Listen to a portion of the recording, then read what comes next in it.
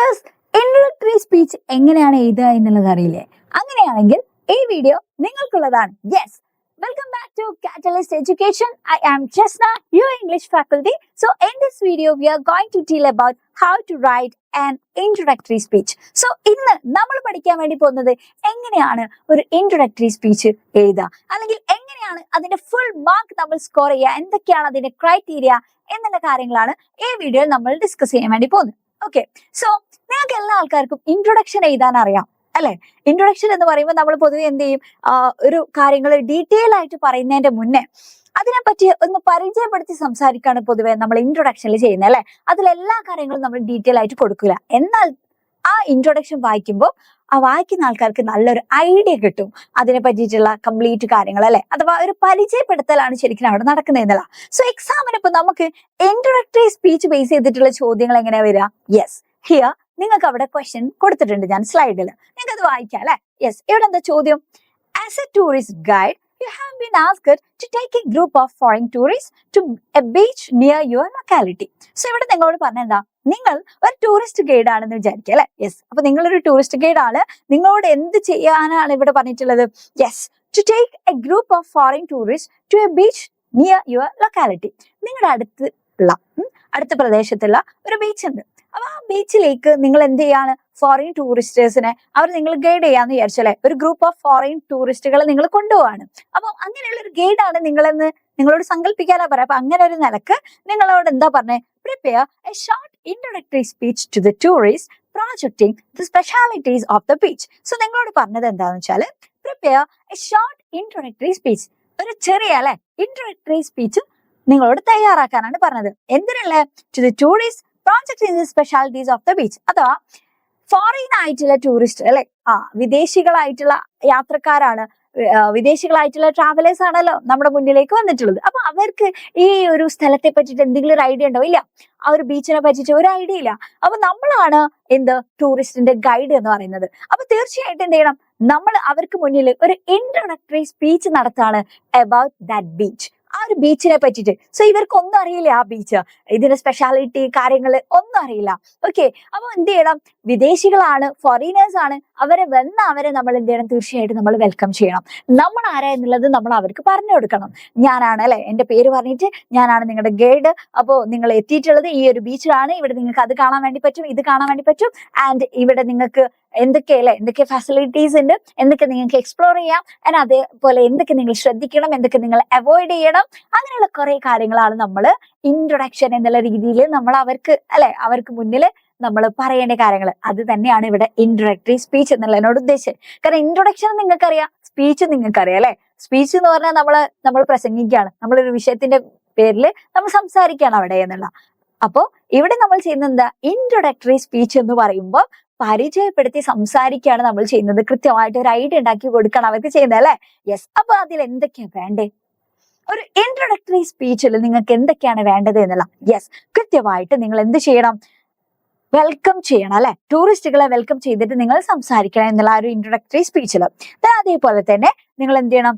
Describing the location, അഥവാ ലൊക്കേഷനെ നിങ്ങൾ കൃത്യമായിട്ട് ഡിസ്ക്രൈബ് ചെയ്ത് കൊടുക്കണം എന്നുള്ള. അതായത് ഇത് ഏതാ സ്ഥലം, അവിടുത്തെ പ്രത്യേകത എന്താണ്, ഇത് എത്ര മീറ്റർ ഹൈറ്റിലാണ്, ഇങ്ങനെയുള്ള കാര്യങ്ങളൊക്കെ എന്ത് ചെയ്യുക? അതിന്റെ ഒരു ബേസിക് ആയിട്ടുള്ള ഡീറ്റെയിൽസ് ഉണ്ടാവുമല്ലോ ആ ലൊക്കേഷന്റെ, അങ്ങനെയുള്ള കാര്യങ്ങളൊക്കെ നിങ്ങളൊന്ന് പറയാം. ഓക്കെ, അതേപോലെ തന്നെ introducing special events or highlights. അഥവാ ഇപ്പൊ വയനാട് പോയിട്ട് അവിടെ നിങ്ങൾക്ക് ഏറ്റവും കൂടുതൽ അല്ലെ ഹൈലൈറ്റ്സ് ആയിട്ടുള്ള കാര്യങ്ങൾ എന്തൊക്കെയാണോ അതൊക്കെ പറഞ്ഞു കൊടുക്കണ്ടേ ഇവർക്ക്? യെസ്, അപ്പൊ ആ ഒരു സ്ഥലത്തുള്ള അവിടുത്തെ മേജർ ആയിട്ടുള്ള ഇവന്റ്സും ഹൈലൈറ്റ്സും ഒക്കെ പറയാം. അതേപോലെ തന്നെ ഓഫറിംഗ് അഡ്വൈസ്, എന്തൊക്കെ അഡ്വൈസ് ഇവർക്ക് കൊടുക്കാം? കാരണം ഇവർക്ക് ഇതിനെ പറ്റിയിട്ട് ഒരു ഐഡിയ ഇല്ല. അപ്പം ചെയ്യാൻ പറ്റുന്നതും ഡൂസും ഡോൺസും ആയിട്ടുള്ള കാര്യങ്ങൾ അല്ലേ, ചെയ്യാൻ പറ്റാത്തതായിട്ടുള്ള കാര്യങ്ങൾ ഉണ്ടാവും. അത് കൃത്യമായിട്ട് എന്ത് ചെയ്യുക? അവരോട് പറഞ്ഞു കൊടുക്കണം. അവസാനമായിട്ട് ക്ലോസിംഗ് റിമാർക്സിൽ എന്ത് ചെയ്യുക? നിങ്ങൾക്ക് അല്ലെ ആ രീതിയിൽ ഒരു ക്ലോസിംഗ് റിമാർക്സോട് കൂടിയിട്ട് നിങ്ങൾക്ക് ആ ഒരു ഇൻട്രൊഡക്ടറി സ്പീച്ച് നിങ്ങൾക്ക് നിർത്താം എന്നുള്ള കേട്ടോ. ഓക്കെ, അപ്പം പല രീതിയിലുള്ള ഇൻട്രൊഡക്ടറി സ്പീച്ചുകൾ നമ്മൾ പഠിക്കുന്നുണ്ട്. നമുക്ക് +1 +2 നമ്മൾ പഠിക്കും. ഇപ്പൊ ഇവിടെ നമ്മൾ പഠിക്കുന്നത് ട്രാവൽ റിലേറ്റഡ് ആയിട്ടുള്ള ഇൻട്രൊഡക്ടറി സ്പീച്ച് ആണ് കേട്ടോ. ഓക്കെ, നിങ്ങൾക്ക് ഫെർദർ ആയിട്ട് ഇപ്പോ ഒരു വ്യക്തിയെ പറ്റിയിട്ട് നമ്മൾ ഒരു ഇൻട്രൊഡക്ടറി സ്പീച്ച് നടത്താനൊക്കെ പറയാറുണ്ട്.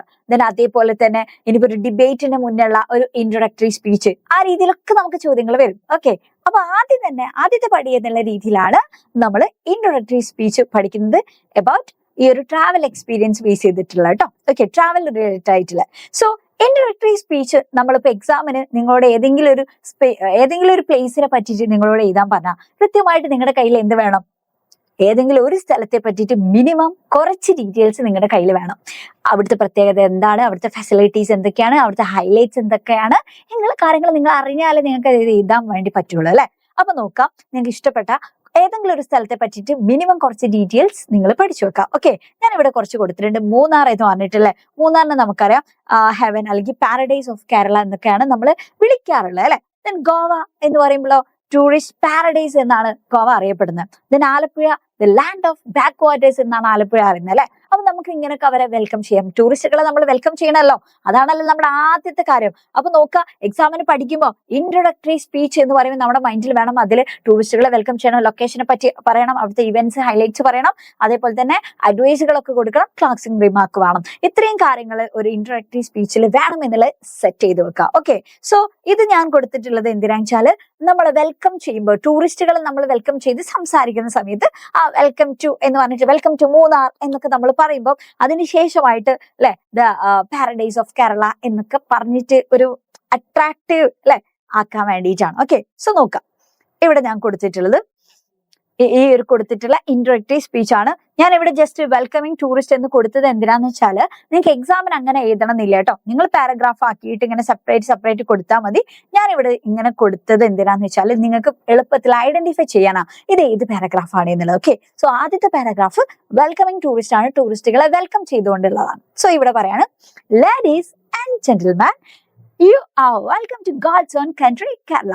ദൈവത്തിന്റെ സ്വന്തം നാടായിട്ടുള്ള കേരളത്തിലേക്ക് സ്വാഗതം എന്ന് പറയാണ്. I am your guide Jasna അല്ലെ, ഞാൻ നിങ്ങളുടെ ഗൈഡ് ആയിട്ടുള്ള ജസ്നയാണ്. I will be with you during the entire tour of this place. അതായത് ഈ ഒരു പ്ലേസിന്റെ മൊത്തം വിസിറ്റിൽ ഞാൻ നിങ്ങളുടെ കൂടെ ഉണ്ടാവും എന്ന് പറയാണ്. Okay, I assure you that you will enjoy here. ഞാൻ ഉറപ്പ് തരാണ് നിങ്ങൾ തീർച്ചയായിട്ടും ഇവിടെ എൻജോയ് ചെയ്യും എന്നുള്ളത്. Here you are going to see some amazing sights. ഇവിടെ നിങ്ങൾ തീർച്ചയായിട്ടും നല്ല അമേസിംഗ് ആയിട്ടുള്ള കാഴ്ചകള് നിങ്ങൾ കാണാൻ വേണ്ടി പോവാണ് എന്ന് പറയണം. Be ready with your camera. നിങ്ങൾ നിങ്ങളുടെ ക്യാമറ ആയിട്ട് റെഡി ആയിട്ട് ഇരുന്നോളൂ. There are some sights and sounds that will thrill you and you will come back again and again to see them and hear them. അതായത് ഇവിടെ പറയാല്ലേ, അതായത് നിങ്ങൾ നിങ്ങളുടെ ക്യാമറക്കായിട്ട് റെഡി ആയിട്ട് ഇരുന്നോളൂ. നല്ല അടിപൊളിയായിട്ടുള്ള സൈറ്റ്സ് ആൻഡ് സൗണ്ട്സ് ഒക്കെ നിങ്ങളുടെ ത്രില്ലാക്കുന്ന രീതിയിലുള്ളത് നിങ്ങൾക്ക് എന്ത് ചെയ്യാൻ പറ്റും, ഇവിടെ കാണാൻ വേണ്ടി പറ്റും.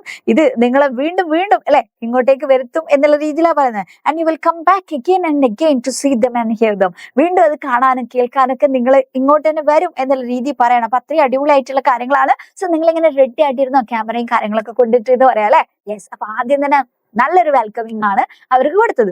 സോ അത് കഴിഞ്ഞിട്ട് നമ്മുടെ ലൊക്കേഷൻ പറയാം. സോ ഇവിടെ ഞാൻ കൊടുത്തിട്ടുള്ള ലൊക്കേഷൻ എന്ന് പറയുന്നത് ആതിരപ്പള്ളി വാട്ടർഫാൾസിലേക്ക് കൊണ്ടുപോയിട്ടുള്ള കാര്യങ്ങളാണ് പറയുന്നത് കേട്ടോ. അപ്പം ഈ ഒരു ടൂറിസ്റ്റുകളെ അവിടെയാണ് ഞാൻ പരിചയപ്പെടുത്തുന്നത്. ഓക്കെ, സോ പറയാം, ദിസ് ഈസ് ആതിരപ്പള്ളി ഫാൾസ് അല്ലെ. അപ്പൊ ഇതാണ് ആതിരപ്പള്ളി ഫാൾസ് ആണ്. It is called the Niagara of India. ഇതിനെ ഇന്ത്യന്റെ അല്ലെ നയാഗ്ര എന്നുള്ള രീതിയിലും കൂടി അറിയപ്പെടുന്നുണ്ട്. It is a 24-meter waterfall near the Vaichal Forest Division and the Sholaya Ranges. Okay, അപ്പൊ അതിന്റെ ലൊക്കേഷൻ ആണ് നമ്മൾ പറയാം. ഏകദേശം അല്ലെ എത്ര മീറ്റർ ഹൈറ്റിലാണ് ഈ ഒരു വാട്ടർഫാൾ ഉള്ളത് എന്നുള്ളൂ. അത് ഏതിലൂടെ, ഈ വായ്ച്ചാൽ ഫോറസ്റ്റ് ഡിവിഷൻ ആൻഡ് അതേപോലെ തന്നെ ഷോളയ റേഞ്ചിന്റെ ഒക്കെ ആ ഒരു ഇതിലൂടെയാണ്, അതിന്റെ അടുത്തിലൂടെയാണ് പോകുന്നത് എന്നൊക്കെ പറഞ്ഞു. It is a thrilling sight especially in the rainy season. മഴക്കാലത്ത് ഇത് ശരിക്കും ഭയങ്കര ത്രില്ലിംഗ് ആയിട്ടുള്ള ഒരു എക്സ്പീരിയൻസ് അല്ലെ, സൈറ്റ് ആണ്, നല്ല കാഴ്ചയാണ് എന്നാണ് പറയുന്നത്. At the Adirapalli Falls, the water of the Chalakudi River surges around big rocks and cascade down in 3 separate paths. അഥവാ ചാലക്കുടി റിവറിൽ നിന്ന് ആ വെള്ളം വന്നിട്ട് ആ പോകുന്ന കാര്യങ്ങളാണ് ഇവിടെ പറയുന്നത് കേട്ടോ. അതായത് ആതിരപ്പള്ളി ഫാൾസ് എന്ന് പറയുമ്പോൾ ചാലക്കുടി റിവറിൽ നിന്ന് വരുന്ന വെള്ളത്തിനെ പറ്റിയിട്ടാണ് ഇവിടെ പറയുന്നത്. അതെന്ത് ചെയ്യും, വലിയ വലിയ ആ ഒരു റോക്സിലൂടെയും കാസ്കേഡ്സ് ഒക്കെ ആയിട്ടല്ലേ, എന്നിട്ട് പിന്നെ താഴോട്ട് ഇങ്ങനെ മൂന്നായിട്ട് അതെന്ത് ചെയ്യുന്നുണ്ട്, പിന്നെ ആ ഒരു റിവർ പിന്നെ സ്പ്ലിറ്റ് ആയി പോകുന്നുണ്ട് എന്നാണ് ഇവിടെ പറഞ്ഞിട്ടുള്ളത്. Okay, below the falls the river remains turbulent for about 1 kilometer. Then it comes down and flows smoothly until reaching the dam at Thumboor മൊഴി. അതായത് ഇത് അവിടുന്ന് ഇങ്ങനെ വെള്ളച്ചാട്ടല്ലേ, ആ വാട്ടർഫാൾ ആയിട്ട് ഇങ്ങനെ പോയിട്ട് പിന്നീടും എത്രയോ ഇത് ഭയങ്കര ശക്തിയിലാണ് പോകുന്നതെന്നാ പറഞ്ഞത്. അത് കഴിഞ്ഞിട്ടാണ് പതുക്കെയാണ് അത് കാം ഡൗൺ ഒക്കെ ആവുന്നത്, പിന്നെയാണ് അത് സ്മൂത്ത് ആയിട്ട് ഫ്ലോ ചെയ്യുന്നത് എന്ന് പറയാം അല്ലെ. അതായത് ഈ ഒരു തുമ്പൂർ മൊഴി ആ ഡാമെത്തുന്ന വരെ എന്നുള്ള രീതിയിലാണ് പറഞ്ഞത്. And reaching the dam at Thumboor മൊഴി എന്ന് പറഞ്ഞിട്ടുണ്ട്. ഓക്കെ, അപ്പം ആ ഒരു ലൊക്കേഷനും അപ്പോൾ ഇവർക്കൊരു പിടുത്തം കിട്ടിയല്ലേ. യെസ്, ആതിരപ്പള്ളി വാട്ടർഫാൾസ് എന്താണെന്നുള്ള ഇവർക്കൊരു ഐഡിയ കിട്ടി. ഇനി അത് കഴിഞ്ഞിട്ടോ എന്താ അവിടുത്തെ സ്പെഷ്യൽ ആയിട്ടുള്ള ഇവന്റ്സ്, ഹൈലൈറ്റ്സ് എന്ന് പറയണ്ടേ? യെസ്, അതാണ് ഇനി പറയാൻ വേണ്ടി പോകുന്നത്. Here soon you are going to see the Asiatic elephant, tiger, leopard, bison and the lion tailed monkey. അപ്പൊ ഇതൊക്കെ അവിടെ കാണാൻ പറ്റുന്ന ആനിമൽസിന്റെ പേരാ പറയുന്നത് അല്ലെ. Yes, different types of hornbill are also here. Hornbill എന്ന് പറയുമ്പോൾ എന്താ, ഡിഫറെന്റ് ടൈപ്പ് ഓഫ് ആ ഒരു ബേർഡിനെയും നിങ്ങൾക്ക് ഇവിടെ കാണാൻ വേണ്ടി പറ്റും. യു വിൽ സീ തേക്ക് അല്ലെ, എവിടെ തേക്ക് ഉണ്ട് അല്ലെ, നമ്മൾ തേക്ക് എന്ന് പറയും. ഓക്കെ, അപ്പൊ അത് നിങ്ങൾക്ക് ഇവിടെ കാണാൻ വേണ്ടി പറ്റുന്നുണ്ട്. ബാംബു ആൻഡ് യുക്കാലിപ്സ് ഒക്കെ നിങ്ങൾക്ക് കാണാം. This area is renowned for its biodiversity. Biodiversity ആണ് അവിടുത്തെ ഏറ്റവും ഫേമസ് ആയിട്ടുള്ള കാര്യം, അതിനാലാണ് അത് പ്രശസ്തമായിട്ടുള്ളത് എന്നല്ല. You will see gods plenty here. നിങ്ങൾക്ക് മൊത്തം ഇവിടെ ദൈവത്തെ കാണാം. You will go to the top of the waterfall where a paved path that leads through thick bamboo clusters. ഭയങ്കര അല്ലെ, തിക്ക് ആയിട്ടുള്ള ബാംബു ക്ലസ്റ്റേഴ്സിന്റെ അതിന്റെ ഇടയിലൂടെ ഇങ്ങനെ നേരോ ആയിട്ടുള്ള പാത്ത് ഉണ്ട്. അപ്പൊ അതിലിങ്ങനെ പോയാൽ നിങ്ങൾക്ക് എന്ത് കാണാം, നമുക്ക് ഈ വാട്ടർഫാളിന്റെ ഏറ്റവും ടോപ്പിലേക്ക് നമ്മൾ പോകും എന്നാണ് പറഞ്ഞത്. A steep narrow path also leads to the bottom of the falls. Many films are shot here because of its glory, splendor and scenic extravagance. അപ്പോ ഇവിടെ പറഞ്ഞിട്ടുള്ള എന്താ വെച്ചാല്, ഇവിടെ അത്രയും അടിപൊളിയായിട്ടുള്ള നല്ല ഗ്ലോറി, സ്പ്ലെൻഡർ, നല്ല സീനിക് ബ്യൂട്ടി ഒക്കെ ഉള്ള ഒരു പ്ലേസ് ആയതുകൊണ്ട് തന്നെ ഇവിടെ ഒരുപാട് ഫിലിംസ് ഒക്കെ എന്ത് ചെയ്തിട്ടുണ്ട്, ഷൂട്ട് ചെയ്തിട്ടുണ്ട്. If you love nature, beauty and adventure, you will love this place. നിങ്ങൾക്ക് പ്രകൃതിയെയും അല്ലെ, പ്രകൃതി ഭംഗിയെയും അതേപോലെ തന്നെ സാഹസികത ഒക്കെ ഇഷ്ടമുള്ള ആൾക്കാരാണെങ്കിൽ എന്തായാലും നിങ്ങൾക്ക് ഈ ഒരു സ്ഥലം ഇഷ്ടപ്പെടും. Niagara may be much bigger, but it does not have the wildlife and the biodiversity seen in this miraculous place. Niagara വെള്ളച്ചാട്ടം ശരിക്കും ഇതിനേക്കാളൊക്കെ എത്രയോ വലിയതായിരിക്കും, പക്ഷേ ആ നയഗ്ര വാട്ടർഫാൾസിനൊന്നും ഒരിക്കലും എന്തില്ല, ഇവിടെ കാണുന്ന പോലെയുള്ള ഈ ഒരു വൈൽഡ് ലൈഫോ ഇങ്ങനെയുള്ള ഒരു ബയോഡൈവേഴ്സിറ്റി നിങ്ങൾക്ക് അവിടെ കാണാൻ വേണ്ടി പറ്റില്ല എന്ന് പറയാണ്. ഓക്കെ, സോ അത് കഴിഞ്ഞിട്ട് എന്താ പറഞ്ഞിട്ടുള്ളത്, don't forget to shoot these sights. അപ്പൊ ഈ ഒരു സൈറ്റ്സ് ഒക്കെ ഷൂട്ട് ചെയ്യാൻ നിങ്ങൾ മറക്കരുത് എന്ന് പറയാം അല്ലെ. യെസ്, അപ്പൊ അത്രയും കാര്യം പറഞ്ഞു. ഇനി നമുക്ക് എന്താ ബാക്കിയുള്ളത്, അഡ്വൈസ് ഓഫർ ചെയ്യണം അല്ലെ. യെസ്, എന്തെങ്കിലും ഒരു ഉപദേശമൊക്കെ അവർക്ക് കൊടുക്കണ്ടേ, കാരണം അവർ ശ്രദ്ധിക്കാൻ വേണ്ടിയിട്ടുള്ള കുറച്ച് കാര്യങ്ങൾ, ഡൂസും ഡോൺസും. സോ പറയാണ്, if you are weak or tired, don't climb up to the top or go down to the bottom. നിങ്ങൾ ഭയങ്കര വീക്കോ ടയർഡോ കാണുന്നുണ്ടെങ്കിൽ ദയവ് ചെയ്തിട്ട് നിങ്ങൾ മുകളിലേക്കും പോകരുത്, താഴേക്കും പോകരുത് അല്ലെ. The place could be slippery. Make sure your shoes have good grips. Taking a stick with you will be helpful. അപ്പൊ ഇവിടെ പറഞ്ഞെന്താ വെച്ചാല്, ഈ പ്ലേസ് ഭയങ്കര അല്ലെ വഴുക്കലൊക്കെ ഉള്ള സ്ഥലമാണ്, സ്ലിപ്പറി ആണ്. അതുകൊണ്ട് തന്നെ നിങ്ങൾ എന്ത് ഉറപ്പുവരുത്തണം, നിങ്ങളുടെ ഷൂസിനെ നല്ല ഗ്രിപ്സ് ഉണ്ട് എന്നുള്ളത് നിങ്ങൾ ഉറപ്പുവരുത്തണം. അത് മാത്രമല്ല, ഒരു സ്റ്റിക്കൊക്കെ കയ്യിൽ വെച്ചോ, അതെന്ത് ചെയ്യും, യു വിൽ, അത് നിങ്ങളെ ഹെൽപ്പ് ചെയ്യും എന്നുള്ളതാണ് ഇവിടെ പറയുന്നത് അല്ലെ. അപ്പം നമ്മളൊരു ഉപദേശം കൊടുത്തു. ഇനി അത് പറയാണ് ക്ലോസിംഗ് റിമാർക്സിൽ നമുക്ക് എന്ത് പറയാം. യെസ്, ഇതും കൂടെ മാറിപ്പോയതാട്ടാ. ഓക്കെ, നിർത്തുന്ന സമയത്ത് നമുക്ക് ഇത് പറയാം, I hope you have enjoyed these sights and sounds. Thanks for coming, come again. അതായത് ഞാൻ എന്ത് പ്രതീക്ഷിക്കുന്നു, യെസ്, ലാസ്റ്റ് നിർത്തുന്ന സമയത്ത് പറയാം അല്ലെ. അതായത് ഇവിടുത്തെ ഈ ഒരു സൈറ്റ്സും സൗണ്ട്സും ഒക്കെ എന്ത് ചെയ്യാണ്, നിങ്ങൾ എൻജോയ് ചെയ്തിട്ടുണ്ടാവും എന്ന് വിചാരിക്കുന്നു. സോ തീർച്ചയായിട്ടും അല്ലെ, നന്ദി, വീണ്ടും വരിക എന്നുള്ള രീതിയിലാണ് ഇവിടെ പറയുന്നത്. ഇങ്ങനെ പറഞ്ഞിട്ട് എന്ത് ചെയ്തു, നമ്മൾ നിർത്തിയെന്നല്ല. അപ്പൊ ഇനി എക്സാമിന് ഏതെങ്കിലും ഒരു സ്ഥലത്തെ പറ്റിയിട്ടുള്ള ഇൻട്രോഡക്ടറി സ്പീച്ച് ഒക്കെ ആയിരിക്കും ചിലപ്പോൾ ചോദിക്കാം. ഇപ്പൊ നിങ്ങൾ പോയിട്ടുള്ള ഏതെങ്കിലും ഒരു സ്ഥലം, അല്ലെങ്കിൽ ഇതേപോലെ നിങ്ങളുടെ ലൊക്കാലിറ്റിയിലേക്ക്, അതായത് ആ രീതിയിലാണല്ലോ ചോദിക്കുക. ഇപ്പൊ ഇൻട്രോഡക്ടറി സ്പീച്ച് എന്ന് പറയുമ്പോൾ എപ്പോഴും നമ്മളോട് ചോദ്യം വരിക, നിങ്ങളൊരു ടൂറിസ്റ്റ് ഗൈഡ് എന്നുള്ള നിലക്ക് എന്നുള്ള രീതിയിലാണ് ചോദ്യം വരിക.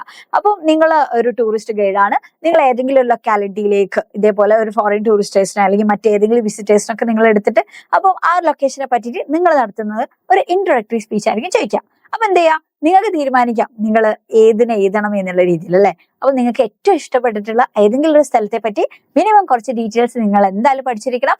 അത് നിങ്ങളെ ട്രാവൽ എസ്സേ എഴുതാനും കൂടി നിങ്ങളെ ഹെൽപ്പ് ചെയ്യുന്നതാണ്. കാരണം പലപ്പോഴും ട്രാവൽ എസ്സേയും ചോദിച്ച് കാണാറുണ്ട്.